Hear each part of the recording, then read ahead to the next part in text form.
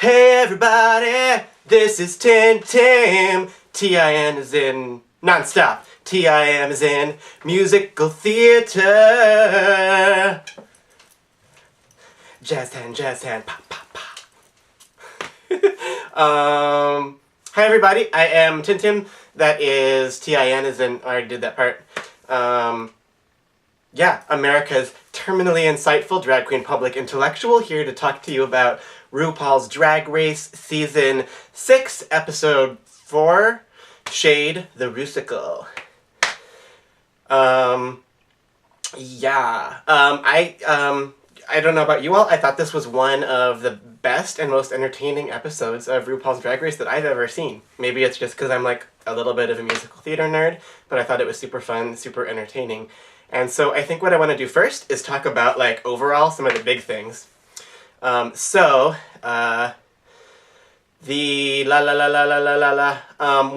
that I realized this week that I wanted to talk about was part of why I think that this season is feeling so much more enjoyable than last season in particular, but why I'm going to change my lights a little bit.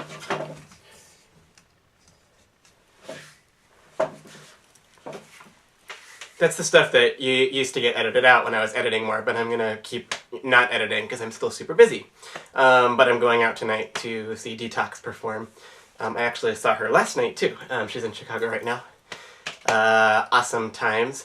But yeah, so I realized what is making this season work so well for me. And it isn't what I thought it was, I don't think. At first I thought it was like maybe the format just felt a little bit looser, or things were a little bit less scripted, or like a little bit less like sort of prefabricated, or like they were letting people be a little more off the cuff or have more authentic interactions with each other. And I think that's maybe part of it, but that's not the main thing. I realized that like the biggest thing is that the different characters are being allowed to like have more complexity than in other years, or in recent years anyway, I feel like. And they're you know, they're allowed to surprise us more, that they're allowed to be more than one thing.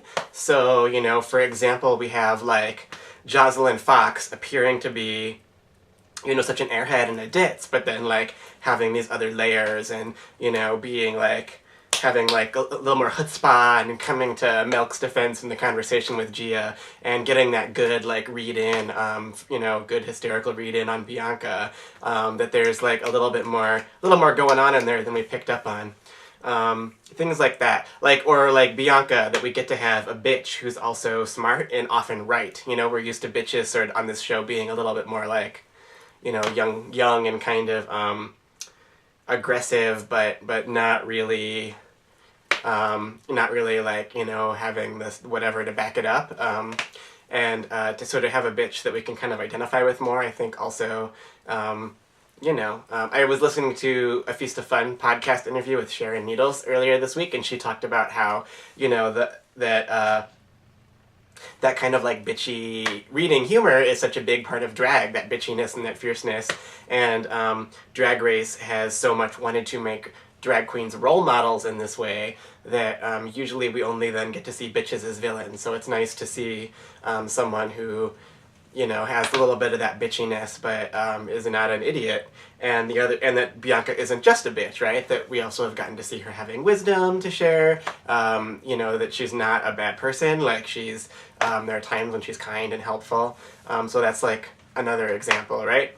You know, one of the other things that happened this week that I thought also showed a little bit more character complexity, although not necessarily in the most flattering way, was that moment on Untucked where Laganja sort of like broke down and like confronted everyone for sort of stealing her thunder in her moment with the video from her parents. And I think I'm kind of like already on record as generally hating the calls from home because they're exploitative, because they're sort of like cheap and sentimental. But I did not hate the one from Laganja's parents, or that scene. I thought it was like a really kind of interesting and compelling and like entertaining and crazy and lots of different feelings kind of scene. And I think the reason that I liked it was, well, several reasons. One was that it wasn't like, her parents weren't like you know, didn't have some kind of like instant transformation just because she was on a TV show. That's always one of the things that bothers me, is it's like suddenly you're on television and, you know, even though I've been traumatically unaccepting of you until now, suddenly now I think you're the greatest thing in the world. Like, I really appreciated that her parents were able to say, we're still working on this, we're not all the way there yet, but we wish you the best in this competition. And that felt a little more honest to me than this like instant turnaround that we usually see with the parents. So I liked that. I liked that it was set up in a previous episode that Laganja had already talked about her mother, so that it made a little bit more of a continuous through line and not just this thing out of nowhere. And then, what I really liked was Laganja's little diva bitch fit. Because that was some really good television. You know, Cece Bloom is a person who is a deeply feeling person. Laganja feels things deeply. I thought that that was sort of this great moment, because it was, we see so much, like, you know, vulnerability on this show, and to me that was actually one of the most vulnerable moments that we've ever seen, and it was in this way that, you know, it was honest, it was raw, and it was also completely unflattering, and it made her look completely insecure, I think, immature, sort of needy, but all of that in this very human way that actually made me like her more in a kind of a way. I don't know. It was like simultaneously like horrifying, hilarious, and just sort of like all of that at once, right? And I like that it's you know, it's more like vulnerability, like within the context of drag, right? Like that need to have that moment and attention is this very draggy sort of diva-y thing, as opposed to sort of like, you know, breaking down and sharing your trauma and all this stuff. That you know, I like that. I like seeing vulnerability more within the context of this, of the drag personality, kind of, because to me that's part of what camp is, right? So that's one of the overall things. One of the other really kind of nice moments I thought where we got to see like a little more complexity from one of the characters was, you know, we keep seeing Gia just being bitchy and mean and confrontational, kind of like her cunt persona, or we see her being, you know, kind of like ignorant, like Jocelyn said, or just not knowing something, right? Like you know, this week it was the, what's a Tony? So I love that we saw the what's a Tony, and then that was immediately like followed up by then this other moment where we got to see her talk about her kabuki and have like this very respectful moment of her, and to see the other queens kind of come around and look at it and be like, that's really awesome. And so I like, it feels like people are like less tightly slotted this year. Obviously there's still like the constructedness of the narrative and the drama and all that, which is part of what makes it fun and entertaining. But it feels entertaining again. Like last year, I just remember feeling like the format felt so sort of set that everything was just sort of like eye roll to me. But this year, it's just such a great batch of personalities, and personalities that they're letting be more than one thing. The one other thing about this episode that I was less happy about, and I don't want to like beat a dead horse on this, because beat a black horse on this, that was a very Jocelyn face. Kind of, maybe, I don't know. But because people have been talking about this a lot on the internet, on Reddit, on Tumblr, on all that shit, because there was an article that was published about it. But the mini challenge, the sort of she-male or female thing, not super cool. And to me, it's less about the word she-male, although I understand the criticism of that word. I understand why there's a group in the community of, you know, trans activists that are very uncomfortable with the word she-male, and I think that when a organized group of people ask you not to use a word, then you shouldn't. There's no reason to, especially one that has this ugly history in a very, like, fetishistic type of porn that isn't even really about trans people or you know, in any real way. That's just about this sort of fetish creature that doesn't even really exist outside of that space, that then gets associated with trans people. Like, I get all that about the word, but what was even more disturbing, I guess, to me about that challenge beyond the word was that then it was all about sort of clocking and reading bodies as kind of real or fake women, or authentic or fake women.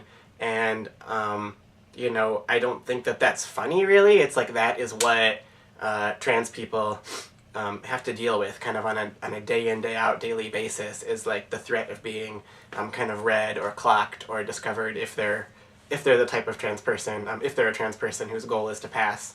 And so I think it's traumatic, potentially, to kind of like have to see that on television and relive it. And it also kind of encourages that as like something that somehow is an appropriate behavior to be doing to people in the world, which I don't think it is. And, you know, we, as drag queens, we can step, I've said this before, that, you know, as drag queens, we have as cis male drag queens, we have the privilege to step in and out of this when we're done, when we don't feel like we want to go home for the night. And we don't have to kind of live in this body, in this persona on a daily basis. So playing with reality is a little bit more part of the goal when it's art like this. And, you know, can you clock it, can you not clock it, can be part of the game. But, you know, for trans people, that's a different situation. And so I was saying, I was going to say, yeah, that I heard, something that I heard was that this week, when Ben de la Creme was doing her hosting duties at the bar in Seattle where they show the show, and she hosts, and Jinx Monsoon was also there with her this week, she talked during the commercial break about her own discomfort with the mini challenge and said something very similar about transphobia in the drag world and the privilege that we have as cis men who do drag and all of that. Very similar, I think, to the way I would have worded it. So just another reminder that I think that Ben de la Creme is my kind of people, and I have like tremendous respect for her and all of her, you know, everything about her. Let's see. So those are the big episode-wide things. Let's talk about the top queens and bottom queens. Let's talk about tops and bottoms. The top queens and bottom queens gathered in the Untucked Lounge for a kinky, spectacular kai orgy. Did anyone else sort of, when Ru was like, the tops and bottoms gathered in the lounge, did anyone else have that reaction? I thought it was hilarious. Maybe I'm just a 14-year-old, and that's the first place my humor goes. But bottom queens, April Carrion, very sad to see her go. I think that for April, this was just a sad case of, or an unfortunate case of, you know, girl, this is not your season.